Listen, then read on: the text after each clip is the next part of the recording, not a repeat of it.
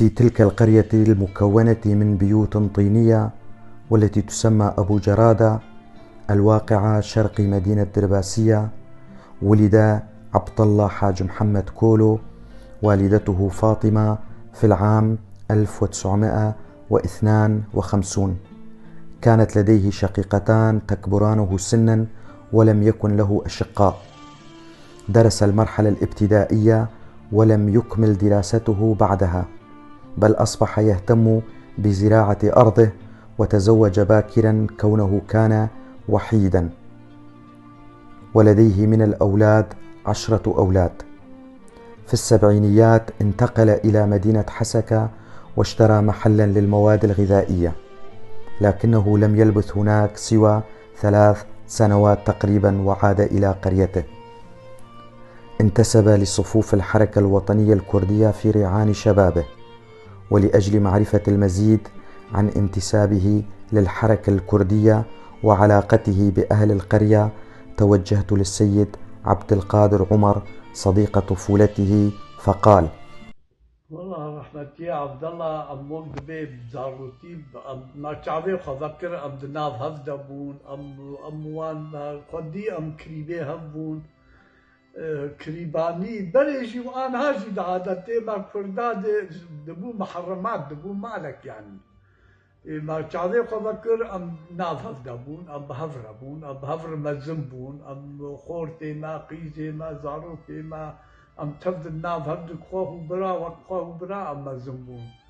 رحمتي عبد الله دلالي بو عول وحيدة باضي خبو تكار ماري جران عول نذكر هبو ناوان هبو دور هنكي وضعي خربتي كار سياسي روجا بارتي تشيبو اوي كار سياسي ذكر يعني دا ابو زاده دا او رحمتي باضي هردو بارتي بون عوليا بارتي تشيبو او بارتي بو دور بو يمين ويسار، دور بو حياد، دور بو بارتي ديسا كمال احمد آغا سكرتيري بو وقتا حياد دهامي ميرو بو اوی کاری خوی سیاسی نترکان خدمت عملتی خواه دکر هاد گرتن حبسات زندانا دما تعب جیوه تالیدی بزاروکی خور زاروکی خو گش بخوندن دان گش وقت به بتعبه و کسافتیه و بتعاملاوی خوش بو گنجی ویرب جیرانی ویرب تمام عباد ره دو انسان شفت غیدین دو امریکا چلوان بگین زفا می چلوان لحب بینن يعني تعاملاوی گلکی خوش بو گنجی ویرب جیرانی ویرب بدوستي ويرب هر كثير تعاملا يخش بو انسان كي مقبول بو ناف عالم يجي حز ذكر شبر نظرتياوي تنمو تم نظرتياوي تنمو يعني قال لك باش بو رحمه خديلي بو بالاخص ازوي ام دقاق يشوف نفقت يعني ابدا بتشاركو ده دغو تبي مدغو اري ام دشون يا نام بغو تزناي دغو تناي تحر بيم ابد نتحركي بارقنا نبي هف نتخوار يعني قال لك يجهفر باش وحتى رجاي روجي وقت بي ام ناف هبدن والحمد لله ام بخير وسلامة كيف عمل.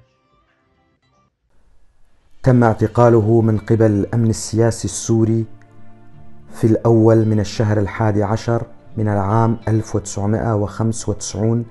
بسبب توزيع بيان من قبل حزب الوحدة الديمقراطي الكردي في سوريا يكيتي يدعو فيه إلى إعادة الجنسية للكرد المجردين منها، وبقي مع رفاقه في المنفردات في قامشلو لمدة 57 يوما، وبعدها تم إحالتهم إلى محكمة أمن الدولة في دمشق، حيث تم الحكم عليه ب1 و8 أشهر قضاها مع رفاقه في سجن عدرا بدمشق. تم الحكم عليه بالرغم من نفي رفاقه التهمة عنه، حيث كان مهما بالنسبة لهم أن يعود عبد الله أبو سعود لبيته كونه كان المعيل الوحيد لعائلته. توجهت إلى الأستاذ عبد الرحمن علي الذي تم اعتقاله بنفس يوم اعتقال عبد الله كولو، وسألته كيف كان تعامله مع رفاقه وبقية المعتقلين السياسيين في السجن، فقال: هيك مهاب 11995 پشتی بلاو کرنا داخلياني كي جبو سرجمارا أورتا جالي بارتيا يكتيا ديمقراط آسایشا سیاسی کردستان چند مالن حوالن پارتیا یکیتیا دموکرات لدرویسی جنابان رحمتی عبدالله کولو او چند حوالی خوی وقت به هاتن لگرتن دماغی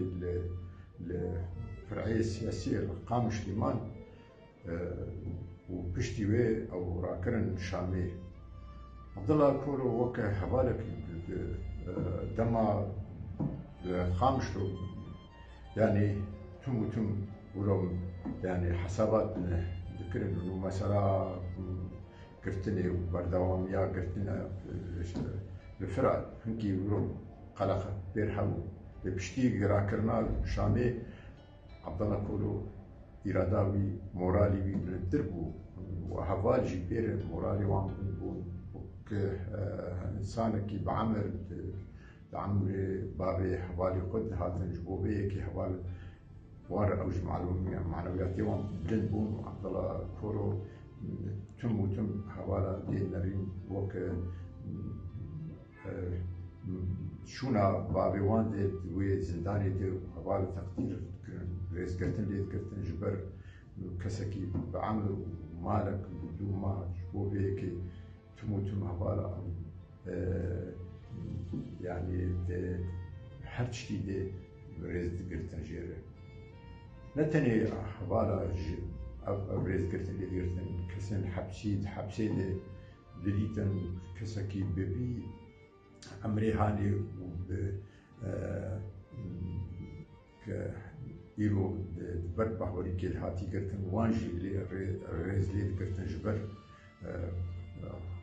دليتن تايبت حوالي ويجي او جي حذكرن ورزيت قرتن وكسين عمري ويدي كاريبو وقت بي خباتك بكل بردوزا اللي خودي وجبوبي كي عطلا تيكلياي بحبسيان تبدا خوشبو تبدا لي ريز قرتن ليت قرتن ونجي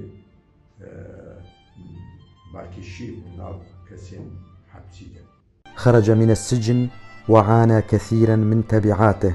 من الناحية الاقتصادية في ظل شح المواسم، ولكن خرج بإرادة أقوى وبقي على قناعاته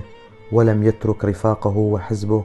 إلى أن وافته المنية في الأول من آذار من العام 2007.